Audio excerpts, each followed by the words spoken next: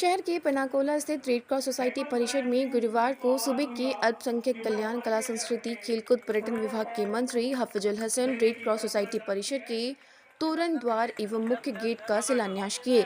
बताते चले कि तोरण द्वार और मुख्य गेट लोपाला आरजी लिमिटेड के द्वारा लगाया जा रहा है, जिसका शिलान्यास मंत्री हफीजुल हसन ने किया। इस अवसर पर एसडीओ आशीष अग्रवाल, एसडीपीओ सुमित सौरभ लकड़ा, लोपाला के पीआओ हेमंत नारायण सिंह, पूर्व विधायक चिन्ना सिंह, रेड क्रॉस के सचिव महेंद्र घोष, पूर्व नगर परिषद अध्यक्ष फयाज केसर मौजूद थे। मौके पर मंत्री हफीजुल हसन ने कहा कि रेड क्रॉस की जो भी आवश्यकता होगी हम सभी उसे पूरा करेंगे। रेड क्रॉस की टीम काफी अच्छा काम कर रही है। मेरे पिता का सपना था कि एक अच्छा मधुपुर बनाया जाए, उसके लिए हर संभव काम कर रहे हैं। क्षेत्र की जो भी समस्याएं हैं आप मुझे बताएं, उसे जल्द दूर किया जाएगा। कार्यक्रम का संचालन शाहिद अलीमी ने किया। इससे पूर्व आगंतुक अतिथियों को रेड क्रॉस के सदस्यों के द्वारा पौधा देकर स्वागत किया गया।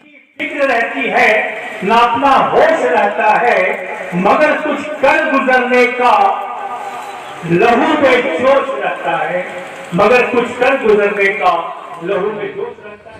सदस्यगण, पदाधिकारीगण, सभी को मेरे ओर से आज रेड क्रॉस के इस गेट के शिलान्यास समारोह में आए, उपस्थित हुए और लोपाला द्वारा जो हम लोग बहुत दिनों से लोपाला में अप्रोच कर रहे थे कि आप गेट बना के दीजिए, थोड़ा चार दीवारी बनाइए,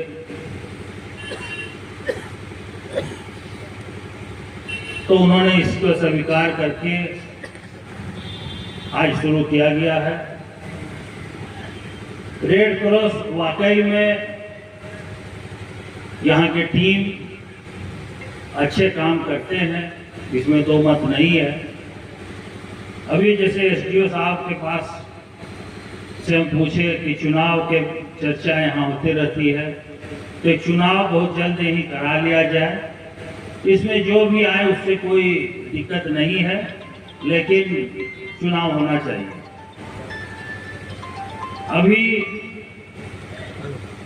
अभी चुनाव आचार संहिता खत्म हुआ है, फिर हम लोग काम में लगे हैं। मधुपुर को एक अच्छा मधुपुर बनाने के लिए, चाहे रोड हो, बिजली हो, पानी हो, कैसे मैं अपने नागरिक को, यहाँ के मतदाता मालिकों को मैं कैसे ज्यादा से ज्यादा लाभ दे सकूं, और क्या क्या और समस्या है, कहाँ गड़बड़ी है, वो सब के लिए ही 22 तारीख को मैंने मधुपुर नगरपालिका भवन में पूरे डिस्ट्रिक्ट का समीक्षा बैठक रखा गया है। आप लोगों को अगर कुछ ऐसा लगता है कि कहीं गड़बड़ी है, कहीं कुछ जरूरत है, तो आप कल परसों तक मुझे अवगत कराएं, क्योंकि उस दिन सारे पदाधिकारी, सारे विभाग के पदाधिकारी यहाँ रहेंगे। साथ ही साथ कुछ दत्ता चैरिटेबल ट्रस्ट के बारे में चुनाव बाबू ने इनका और संपत्ति कहाँ कहाँ है और किस हालात में है, उसको भी देखने का जरूरत है। और उसके लिए मैं एसडीओ साहब को से बात हुई है। आप लोगों को जो अवगत है, जिस जगह जमीन है, कहाँ क्या है, वो आप लोग एसडीओ साहब से मिल करके उसका कंफर्मेशन दें, उसका क्या स्थिति में है, क्या उसका है, सारा डिटेल आप लोग वहां जाके। साथ ही साथ यहाँ पथल चपटी से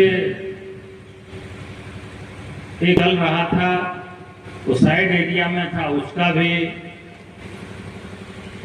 यहाँ हम लोग कैंप किए हैं। लेकिन आज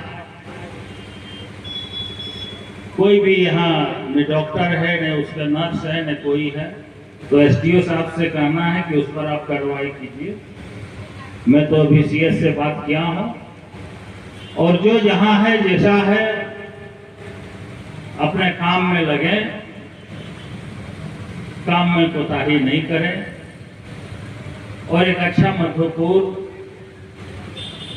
जो सपना है मेरे वालिद साहब का, यहाँ के जो वालिद साहब के मेरे साथी हैं, मनसी चाहे, अरविंद चाहे, चुनाव बाबू हैं, और सारे लोग हैं, ये सब साथ में बैठ के क्या मधुपुर को करना है उस दिशा में मैं पहल कर रहा हूं, और जितना हो सके उतना काम मैं कर रहा हूं। अभी आचार संहिता के बाद सौंदर्यीकरण जो पर्यटन विभाग से करीब 40 स्कीम मेरा पास हुआ है, 2-4 दिन में उसका भी टेंडर निकलेगा। जो मंदिर सौंदर्यीकरण है, मजार है, और तरह तरह के जो पर्यटक स्थल है उस जगह का काम भी हम कर रहे हैं। रोड में भी आप देख रहे हैं कि चारों तरफ रोड बनना शुरू हो गया है, और कुछ का आज कल ही पेपर में टेंडर 8 गो रोड का निकला है, फिर अभी निकलने वाला है। बस आपका आशीर्वाद, आपका हिम्मत, आपका मार्गदर्शन मुझे चाहिए।